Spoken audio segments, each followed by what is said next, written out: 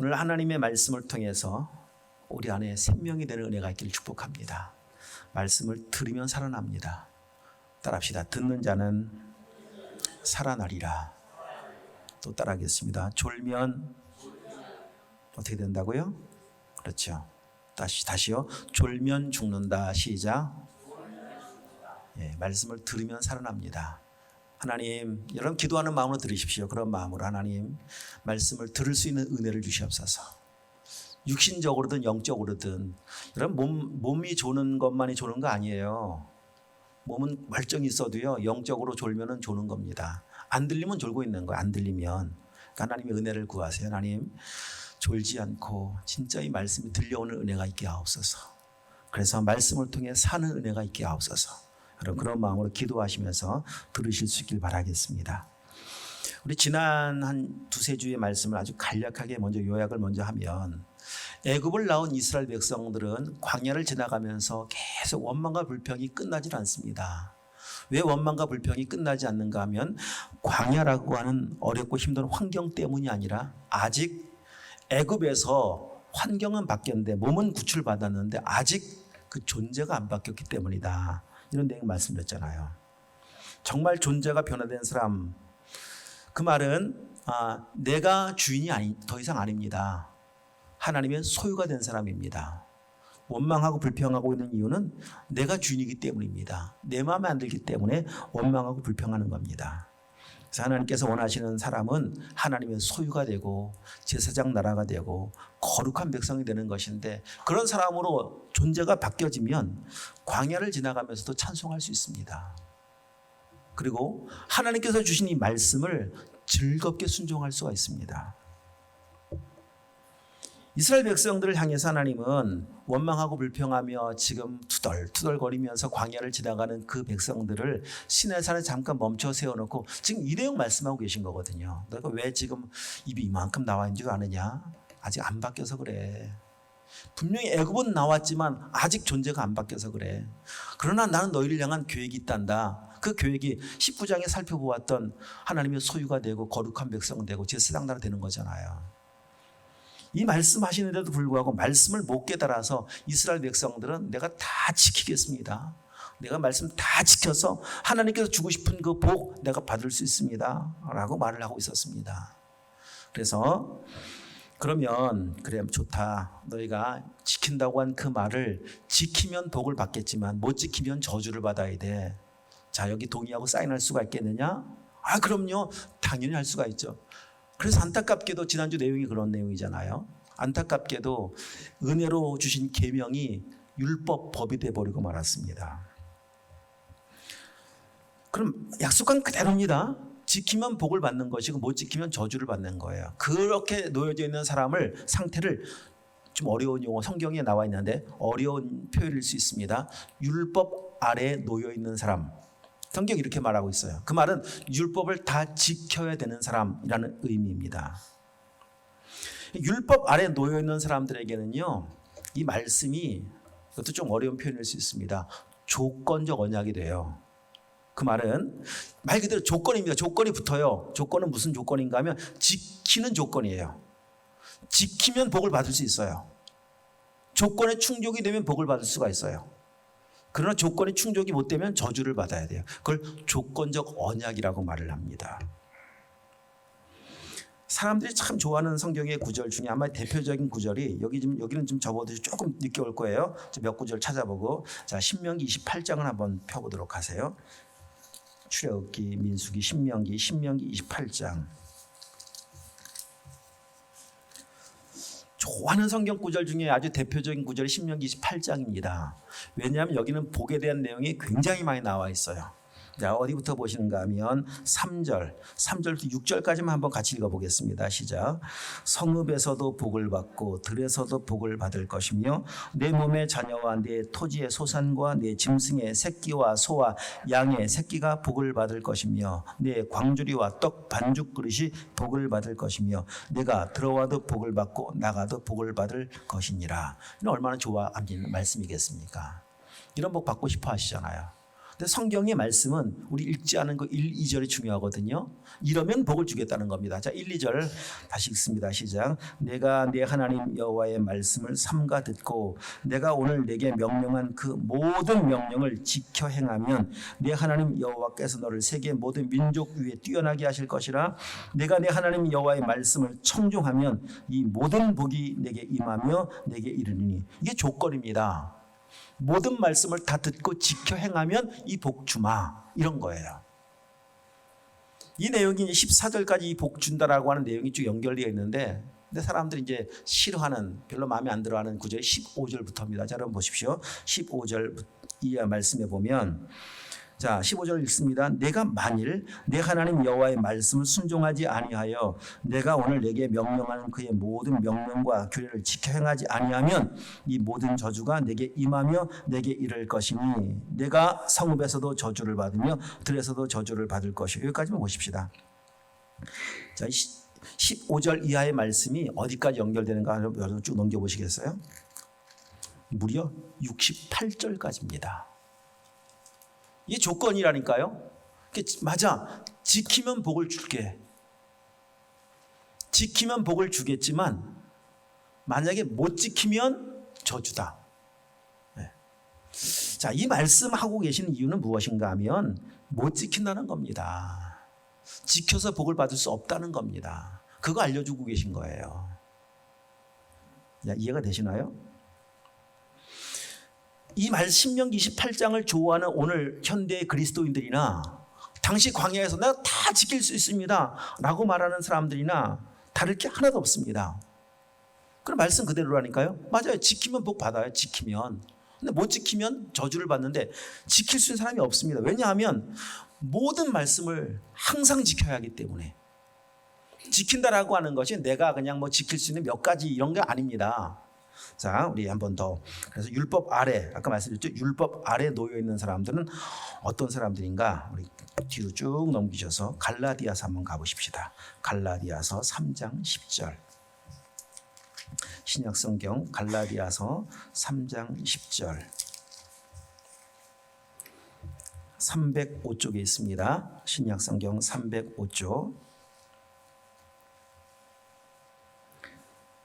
10절 읽습니다. 시작. 무릇 율법 행위에 속한 자들은 저주 아래 있나니 기록된 바 누구든지 율법책에 기록된 대로 모든 일을 항상 행하지 아니하는 자는 저주 아래 있는 자라 하였습니다. 여기 말씀 보십시오.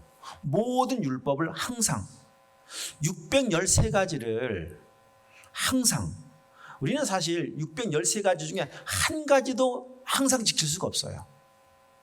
그런데 성경이 말씀하고 있는 요구는, 조건은 무엇인가 하면 모든 율법을 전부 다, 그것도 언제까지? 잠시만이 아니라 항상 영원토록, 지금부터 영원토록. 자, 그렇게 지켜서 복 받을 수 있는 사람이 있겠습니까? 없죠. 없기 때문에 율법 아래 나는 지킬 수 있습니다라고 말하는 사람은 저주 아래 있는 자라고 말하는 겁니다. 만약 여러분, 만약입니다.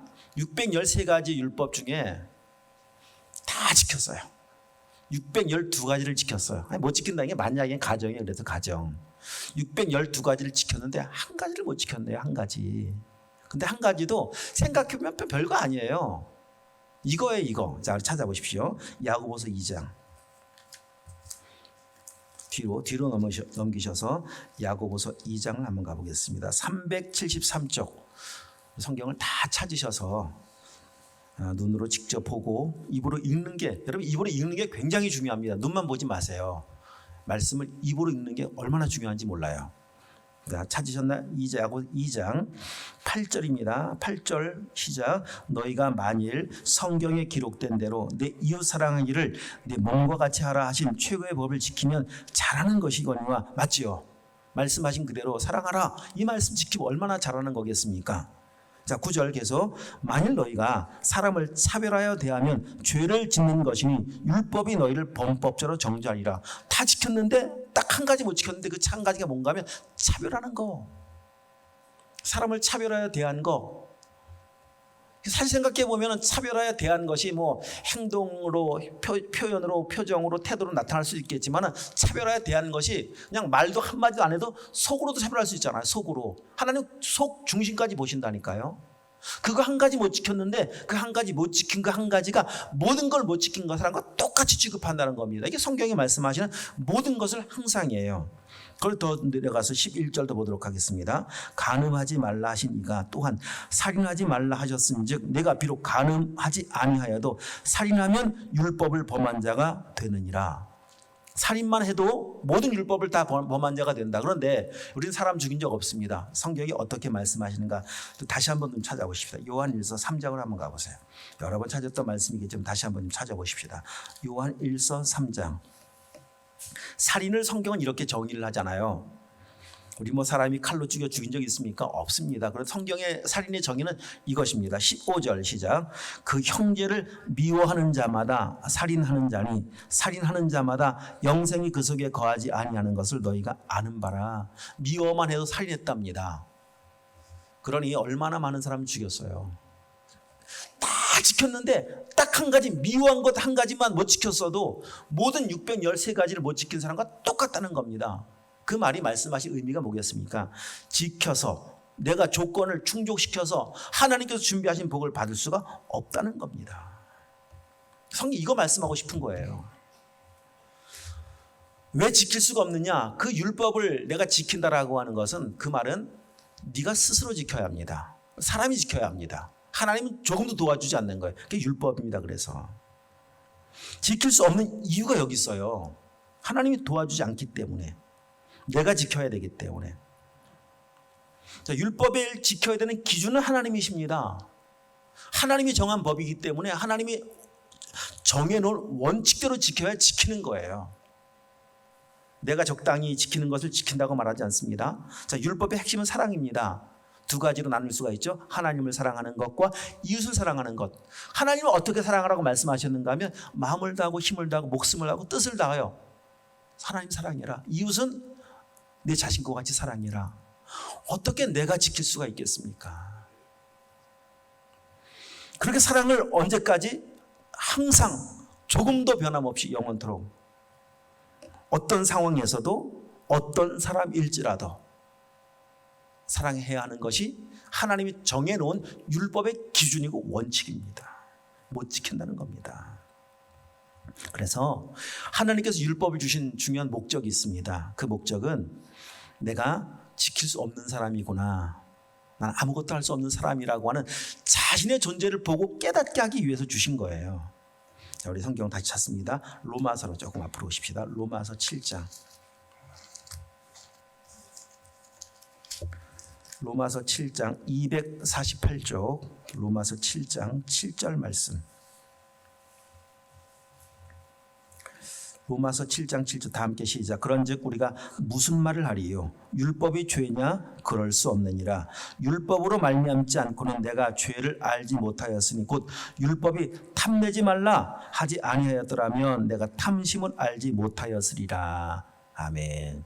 율법의 계명의 조항 속에 10계명의 조항 속에 마지막이 탐내지 말라라고 하는 것인데 이 말씀을 정확하게 계명으로 기록해 놓음으로 탐내고 있는 것이 죄구나 라고 하는 것을 깨달을 수 있다는 겁니다. 만약에 그런 법의 조항이 없다면 잘못하는 건지 잘하는 건지 모르는 거잖아요. 교통법규도 마찬가지 아니겠습니까? 법규로 정해놓으니까 위반하는 것이 나오는 것 아니겠습니까? 만약에 그런 조항이 없으면은요, 뭐가 문제가 되겠습니까? 속도를 위반하는 것이 뭐가 문제가 되겠습니까? 그런데 법으로 정해놓았거든요. 빨간불, 초록불로 정해놓았거든요. 그래서 위반하면 어기면 위반이 되는 겁니다. 이게 율법의 기능입니다. 기준을 정해놓고 보니까 내가 살아가고 있는 내 모습을 보면서 야, 나는 의롭지 못하구나. 하나도 못 지키는 사람이구나. 아는 겁니다. 나를 알게 하시려고 주신 것이 율법입니다. 이것은 마치 에덴 동산 선악과와 같아요. 에덴 동산 선악과를 왜 만들어 주셨는가 하면 나를 보라는 겁니다. 하나님이 계신다라고 하는 사실을 인정하라는 겁니다. 선악과를 먹지 못하도록 준 금기의 열매잖아요. 만약에 여러분 선악과도 다 먹게 하셨다도 하더라도 에덴 동산의 주인은 하나님이세요. 아담과 하와의 주인도 하나님이시고 그런데 사람은 내가 다 할 수 있으면은 하나님이 주인 되는 것을 인정을 잘 안 합니다. 내가 내 마음대로 할 수 있다면은요, 하나님 앞에 겸손히 나가질 않습니다. 내가 이 동네 저 동네를 다니면서 다 내 마음대로 먹을 수 있는 그 먹고 취하며 살다가 동산 중앙에 딱 와서 보는 순간, 선악과를 보는 순간 못 먹는 거잖아요. 못 먹는 열매를 보면서 아 맞아, 하나님이 계시지. 이거 깨닫게 하시려고 주신 것이 선악과라니까요. 오늘 지금 우리도 마찬가지예요. 우리 인생을 살아가면서 여러분 우리가 주인이 아닌 거 알고 계시죠? 알고 계신데도 불구하고 만사형통하면 잃어버려요. 문제가 사라지면 잃어버려요. 삶의 문제를 만날 때 나를 보잖아요. 문제가 왜 문제입니까? 내가 뭐든지 해결할 수가 있다면 문제가 아니죠. 문제는요, 내가 해결할 수가 없기 때문에 문제가 되는 거예요. 육신의 질병, 내가 고칠 수 있다면 뭐 문제가 되겠습니까? 스스로 진단이 가능하고 스스로 치유가 가능하다면 뭐 질병을 걱정하겠습니까? 근데 병이 딱 드는 순간 내가 할 수 없는 것을 깨닫잖아요. 감기 하나만 걸려도 그냥 몸이 축 처지면서 막 참 이렇게 연약하구나. 이 세상 살면서 이런저런 문제를 만나면서 그냥 밤을 꼴딱 지새워야 되는 그 밤을 지나갈 때 우리는 우리 한계를 또 보는 거잖아요. 맞아, 내가 이런 사람이지. 내가 이런 존재지. 이게 율법입니다. 율법.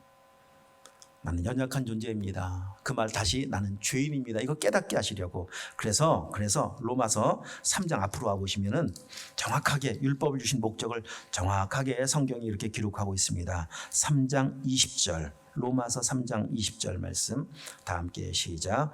그러므로 율법의 행위로 그의 앞에 의롭다 하심을 얻을 육체가 없나니 율법으로는 죄를 깨달음이라. 아멘. 나 존재를 보라는 겁니다. 율법이라는 거울 앞에 내가 얼마나 심각한 죄인지를 보라는 겁니다. 그래서 율법을 주신 거예요. 자, 그럼 두 번째 율법을 주신 목적이 무엇인가? 그러면 나만 보는 것으로 끝나서는 안 되지 않습니까? 율법은 그런 나를 보았으면 그리스도께로 인도해야 되잖아요. 자, 이 상황을 다시 이제 쉽게 한번 우리 현실 속의 상황으로 좀 이해해 드리겠습니다. 몸이 안 좋을 땐 종합 검진을 받습니다. 종합 검진을 받아보면 나중에 이제 의사를 만납니다. 검사해보니 이런 문제 저런 문제가 있습니다. 심각합니다. 너무 심각해서 지금 당신은 지금 큰 말기 암이라 당신이 병은 안타깝게도 수술이 불가능합니다. 수술이 불가능하다라고 하는 것은 그냥 이제는 마지막입니다. 이 말이잖아요. 손댈 수가 없습니다. 돌아가셔서 편히 드실 거 드시고 여행도 좀 다니시고 편히 계십시오. 이런 말하는 의사가 있거든요. 이런 상황을 만난 분들이 계시거든요. 자, 율법이 그런 겁니다. 율법이라고 하는 영적 종합 검진을 받은 거예요. 머리끝부터 발끝까지 내 속에 세상 기계로 볼 수 없는 영적인 상태를 쫙 스캔해 보니까 진단이 나왔어요. 머리끝부터 발끝까지 성한 것이 없어요. 완전 병들어 버렸어요. 세상 의사로 놓고 본다면 이제 방법이 없습니다. 방법이 없습니다. 그게 절망하는 거잖아요. 그런데 놀랍게도 하나님의 복음은 무엇인가 하면 그런데 살 방법이 있어요. 당신 살 방법이 있습니다. 유일한 방법이 하나 있습니다. 그 방법이 무엇인가 하면 예수 그리스도이십니다.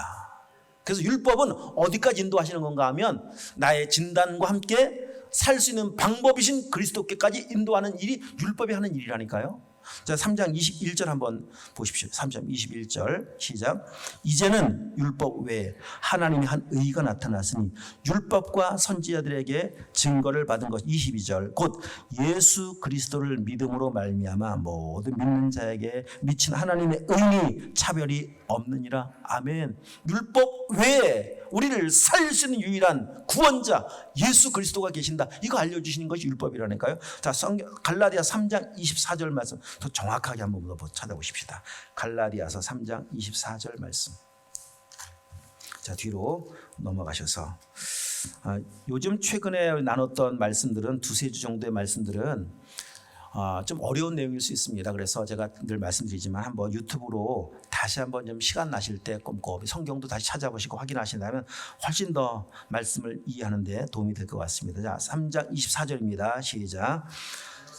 율법이 우리를 그리스도께로 인도하는 초등교사가 되어 우리로 하여금 믿음으로 말미암아 의롭다함을 얻게 하려 함이라. 아멘. 율법이 그리스도께로 인도하는 내비게이션. 이 초등교사라고 하는 것은 개인 가정교사를 의미하거든요. 손 붙잡고 어디로 가느냐? 예수 그리스도께로 가는 거예요. 그런데 여러분 보십시오. 이 땅의 의사들은 유명한 의사일수록 사람을 잘 고친다라고 하는 용의, 명의일수록 만나기 어렵습니다. 나는 빨리 지금 내가 이 진단받아서 빨리 의사 만나서 지금 치료받고 싶은데 예약을 한번 하면은요, 뭐 한 달 안에 됩니까? 올해 안은 예약 다 끝났습니다. 내년 봄쯤 오셔야 됩니다. 이런 의사들이 있거든요. 나는 지금 죽을 것 같은데. 근데 여러분, 만왕의 왕이시고 우리 영혼의 완전한 치료 되신 하나님, 의사 되신 하나님 예수 그리스도는요, 지금 우리를 기다리고 계세요. 나를 기다리고 계세요. 나만 기다리고 계세요. 예약 필요 없어요. 지금도 나가면 돼요. 지금도 가면 그 유명하신 완전하신 그렇게 능력 있는 의사이신 그분께서 그냥 버선발로 나오셔서 날 안아주세요. 그리고 치료해 주세요. 뭐 기다리라고 말할 필요 없어요. 즉시 고쳐주세요. 베드로가 그 물에 빠져들어갈 때 예수님께서 그 옆에 계시지 않습니까? 그리고 그 손을 잡아주시면서 베드로야 왜 의심하느냐? 주여 나를 고쳐주시옵소서. 즉시, 마태복음 14장 나와요.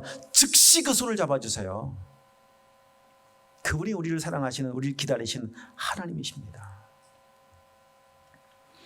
하나님께서 모세를 시내산으로 다시 불러 올리실 때, 자, 우리가 찾았던 말씀, 이제 오늘 본문으로 오시기 전에 한 군데 더, 지난주에 찾았던 말씀 한번 다시 한번 보고 오늘 본문으로 가십시오. 24장 한번 가보십시오. 모세를 불러 올리시는데 이 놀라운 사실을 알려주시려고 율법과 복음이라는 은혜를 주시려고 이제 불러 올리시는데 24장 말씀, 우리 12절 말씀을 보십시다. 12절 말씀. 여호와께서 모세에게 이르시되 너는 산에 올라 내게로 와서 거기 있으라. 내가 그들을 가르치도록 내가 율법과 계명을 친히 기록한 돌판을 내게 주리라. 이때는 주리라죠. 주리라. 자, 오늘 본문 다시 와서 보십시오. 32장 오늘 본문으로 와서 보십시다. 자, 오늘 본문에 와서 보시면 놀랍게도 15절 모세가 돌이켜 산에서 내려오는데 두 증거판이 그의 손에 있고, 주리라 라고 약속하신 그 은혜의 복음과 율법을 지금 받아가지고 있습니다. 받아오고 있습니다. 약속만 하신 것이 아니라 하나님은 성취하신 하나님이십니다. 아무튼 이 은혜를 베푸시려고 이스라엘 백성들을 살리시려고 하나님 모세를 불러 올리셨는데, 자, 그렇게 불러 올리시는 40일의 기간 동안 이스라엘 백성들이 무엇을 하고 있는가? 32장 지금 와 계시죠? 32장 보십시오. 32장 1절입니다. 백성이 모세가 산에서 더디 내려옴을 보고 모여 백성이 아론에게 이르러 말하되 일어나라. 우리를 위하여 우리를 인도할 신을 만들라. 이 모세 곧 우리를 애굽 땅에서 인도해낸 사람은 어찌 되었는지 알지 못함이라. 금방 내려올 줄 알았던 모세가 안 내려오니까 이 백성들이 모세 어디 간지 모르겠다. 우리를 인도할 신을 다시 만들자라고 하면서 금을 모아서 만든 일이 만든 게 뭡니까? 금송아지잖아요.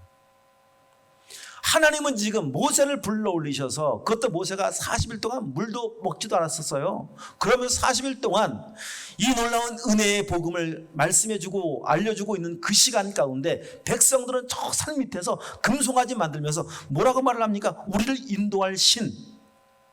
그렇게 하나님을 버린 채 우상을 섬기고 있습니다. 자, 여러분 보십시오. 그들은 바로 조금 전까지만 해도 우리는 하나님 말씀을 다 지킬 수 있는 사람이라고 자신 있게 말한 사람들입니다. 하나님이 그들에게 들려줬던, 모세를 통해 들려줬던 말씀을 기록까지 해놓고, 자, 그래, 맞아, 너희가 지킨다고? 그래, 좋아, 그러면은 못 지키면 저주를 받아야 돼 라고 기록한 말씀에 사인까지 한 사람들입니다. 그런데 첫 번째 계명부터 못 지키는 거예요. 1계명이 뭡니까?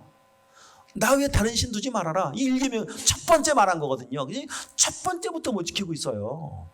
그러면 율법대로 하면 죽어 마땅한 사람들이에요. 하나님은 산 밑에서 이 백성들이 행하고 있는 모든 모습을 다 보고 계세요. 다 알고 계세요.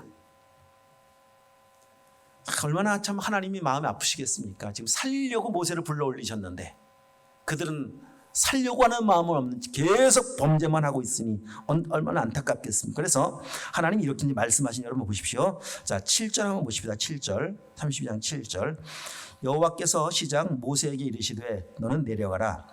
내가 애굽 땅에서 인도해낸 네 백성이 부패하였도다. 왜? 금송아지 만들고 있기 때문에 내려가라. 부패했다.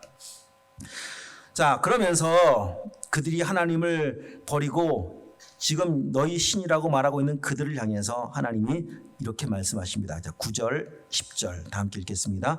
여호와께서 또 모세에게 이르시되 내가 이 백성을 보니 목이 뻣뻣한 백성이로다. 그런즉 내가 하는 대로 두라. 내가 그들에게 진노하여 그들을 진멸하고 너를 큰 나라가 되게 하리라. 이렇게 말씀을 하십니다. 모세를 내려보내기 전에.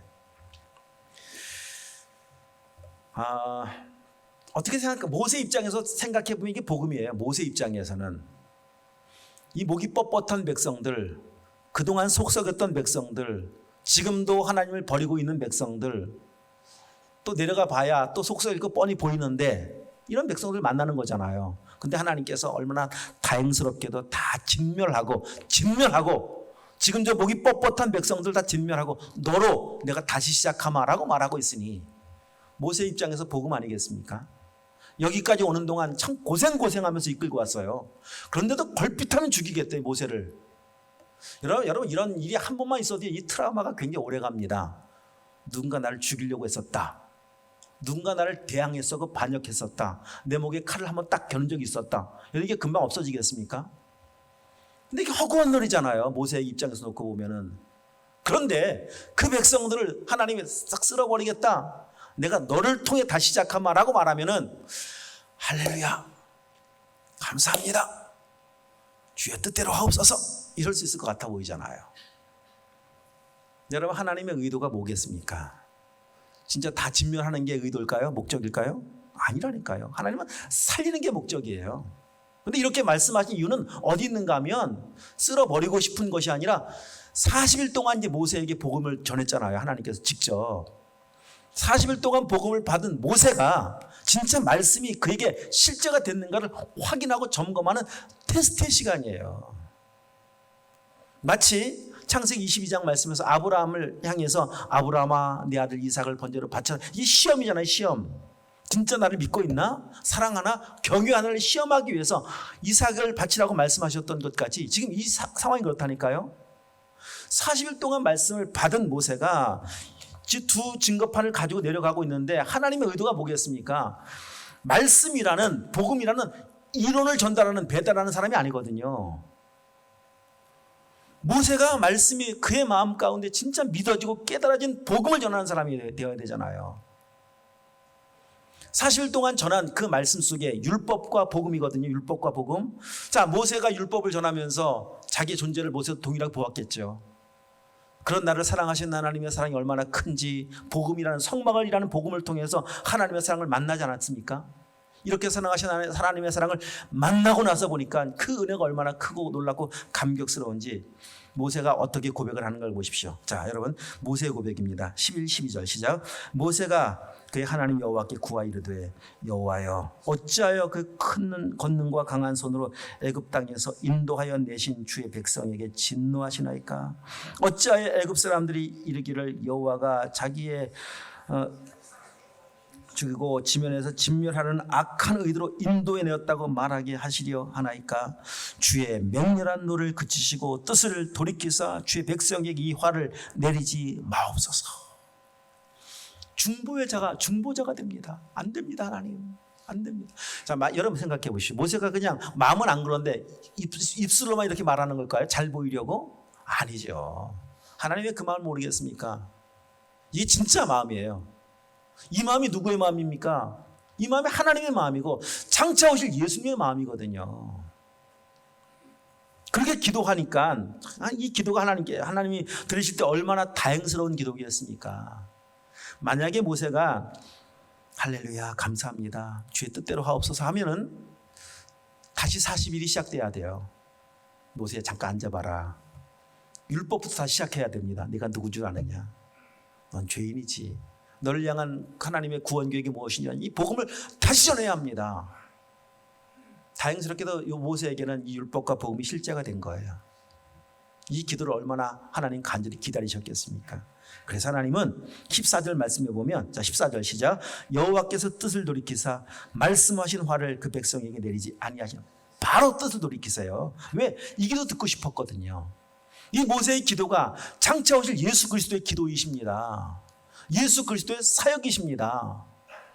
백성들과 하나님 사이에서, 죄인과 하나님 사이에서 중보자가 되셔서 이 땅에 오신 예수 그리스도, 아버지 저를 보고 참아주시옵소서. 제가 내려가겠습니다. 제가 대신 죽겠습니다. 저의 죽음을 받으시고 이 백성들을 살려주시옵소서. 예수님께서 십자가 위에서 올려드리셨던 기도가 뭡니까? 아버지여 저들을 사하여 주시옵소서. 저들은 자기가 하는 일이 뭔지를 모르고 있습니다. 그러나 하나님 반드시 깨달을 때가 올 겁니다. 살려주시옵소서. 그러니까 모르는 거예요. 지금 이 광야에서 금송아지 만들고 있는 그들, 예수님 십자가 못 받고 있는 그들, 자기가 어떤 일을 행하고 있는지 모르고 있습니다. 우리도 마찬가지입니다. 모르고 있습니다. 알면 그렇게 살겠습니까? 알면 이렇게 행하겠습니까? 알면, 은혜를 알면, 복음을 알면 이 금송아지 만들겠습니까? 복음을 알고 은혜를 알면 예수님 십자가 못 받겠습니까? 몰라서 그런 거예요. 그런데 하나님의 사랑은 알 때까지 기다리시는 거예요. 깨달을 때까지. 똑같습니다. 요한복음 8장 말씀에서 가늠하다 현장에서 잡힌 여인을 데리고 와서 예수님 하신 말씀, 너희 중에 죄 없는 자가 먼저 돌로 쳐보아라. 다 떠나잖아요. 죄 없는 자가 누가 있습니까? 왜 지금 그렇게 살고 있습니까? 왜 우리가 그렇게 행하고 있지? 몰라서. 무엇을 모르는 거예요? 복음을 몰라서, 율법을 몰라서, 내가 누군지를 몰라서, 하나님의 사랑을 몰라서.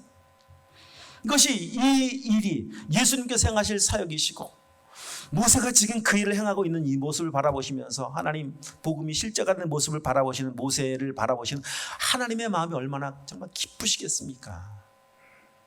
민수기 12장 말씀해 보면요, 모세를, 그의 모세의 온유함은 이 세상 그 어떤 사람보다 가장 뛰어나더라, 승하더라, 대단하더라, 이렇게 모세를 소개하고 있는 거 아니겠습니까? 어떻게 그렇게 넓은 마음을 가질 수가 있습니까? 은혜를 알면 가능해집니다. 복음을 알면 가능해집니다. 그 이상의 방법은 없습니다. 이거 노력으로 되는 것 아니고요, 심리치료로 되는 것 아니고, 뭔가 배워서 알아서 되는 것 아니고요, 그냥 은혜를 깨닫고 알면, 하나님의 사랑이 내 마음 가운데 부어지면 가능해지는 것이 바로 온유함입니다. 주님의 마음입니다. 그거 아니겠습니까? 머리로 알고 지식으로 알고 아직 복음이 실제가 되지 못하면 그냥 매일 이렇게 살아요. 알면서 이렇게 살아요. 어디 갔지? 모세 안 보이네. 금송아지 만들자. 예수 십자가 못 박아 죽여버리자. 모르면 이렇게 삽니다. 하나님의 놀라운 사랑, 그 모세를 통해서 보여주신 하나님의 사랑이 어떻게 또 나타나는가 오늘 본문에 와서 보시면, 자 들판을 들고 내려옵니다. 내려오다 보니까 드디어 하나님 말씀하신 현장이 이런 것이구나. 금송아지를 만들고 축제를 벌이는 현장을 볼 때 모세가 19절 말씀에 보면 돌판을 산 아래로 깨뜨려 버려요. 두 가지 중요한 의미가 있어요. 여러분, 단지 화가 나서가 아니에요. 여기 크게 노했다라고 하는 말은 분명히 있습니다만, 이 노가 사람들을 향해서 막 화가 막 감정적인 노가 아닙니다.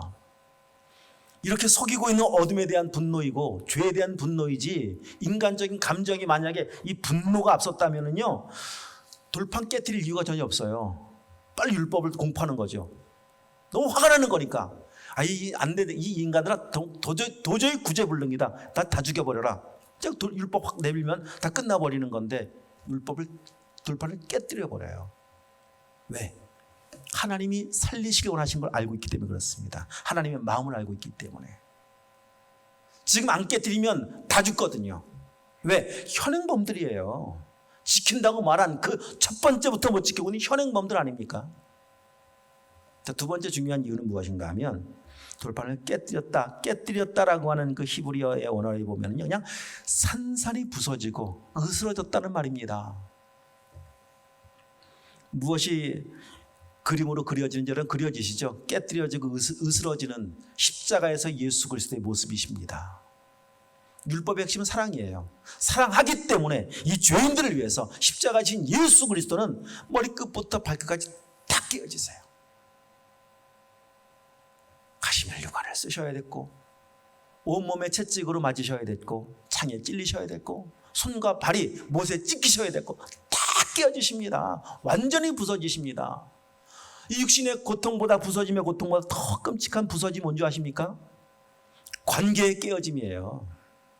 영원한 성삼위 하나님이셨던 성부, 성자, 성령님이셨던 이 삼위일체가 깨어지셔야 돼요. 완전한 죽음으로 이 죄를 담당하셔야 되기 때문에 그 깨어지심의 고통이 얼마나 컸습니까? 그 깨어짐이 없이는, 삼위일체가 깨어지지 않고는 우리가, 하나님과 관계가 깨어진 우리가 하나님 품에 안길 수가 없거든요. 알고 계시기 때문에 주님께서 십자가에서 완전히 깨어지신 것 아니겠습니까? 지금 그거를 예표하고 있는 거예요. 사랑하시기 때문에 깨어지실 그리스도의 십자가. 이 놀라운 복음을 깨닫기를 모세도 또 하나님도 얼마나 간절히 원하고 계십니까? 오늘 우리도 마찬가지입니다. 이 시간 예배에 참석하여 함께 말씀을 듣고 있는 사랑하는 성도들, 우리도 뭐 똑같습니다. 말씀을 통해서 이 은혜가, 사랑이 진짜 깨달아질 수 있는 믿음이 있길 축복합니다. 나를 위해서 깨어지시고 나를 위해서 죽으신 예수 그리스도의 사랑, 이 사랑이 그냥 지식이 아니라, 성경 한 구절을 암송하는 것이 아니라 정말 깨달아져야 되고 믿어져야 돼요. 성경 지식이 나를 살리는 게 아니에요. 이 말씀 믿어져야 내가 살아요. 믿어져서 하나님이 나를 이처럼 사랑하시는구나. 요한복음 3장 16절의 말씀이 그냥 진짜 믿어져서 하나님이 이 세상을, 나를 이처럼 사랑하사 독생자를 내어주셨구나. 내어주심이 뭡니까? 깨어지심이잖아요. 이렇게 사랑하신 하나님의 사랑이 깨달아지고 믿어지면 오늘 우리가 살아가는 이 광야에서 우리는 찬송할 수 있어요. 우리가 살아가는 이 광야에서 만난 사람들을 사랑할 수 있어요. 광야에서 찬송하지 않는데 가나안 땅 가서 찬송하는 찬송은 없습니다. 구원은 광야에서 찬송하면서 가나안 땅 들어가는 거예요. 구원은 이 땅에서 찬송하면서 천국 들어가는 거예요. 여기서는 찬송이 한 번도 없었는데, 사는 내내 한 번도 찬송이 없었는데 죽으면 천국 가기. 여러분, 이런 천국은 없다니까요. 하나님의 생명이, 하나님의 나라가 지금 실제가 되어야 언제일지 모르겠지만 주님 앞에 섰을 때, 그래, 넌 내 아들이라 인정해 주는 거 아니겠습니까?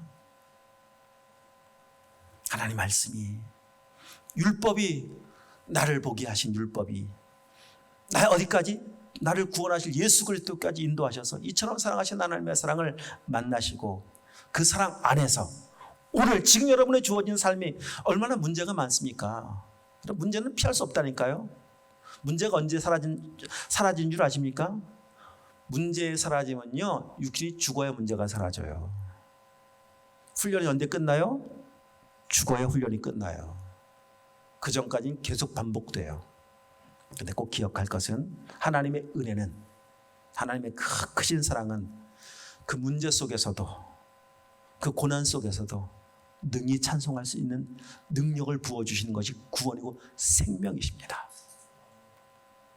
이번 한 주간 여러분, 그 은혜 안에서, 그 사랑 안에서 나를 구원하신 하나님, 그 은혜의 영광을 마음껏 찬송하시면서 사실 수 있는 복된 삶이 되실 수 있기를 주님으로 축복합니다. 기도하도록 하겠습니다.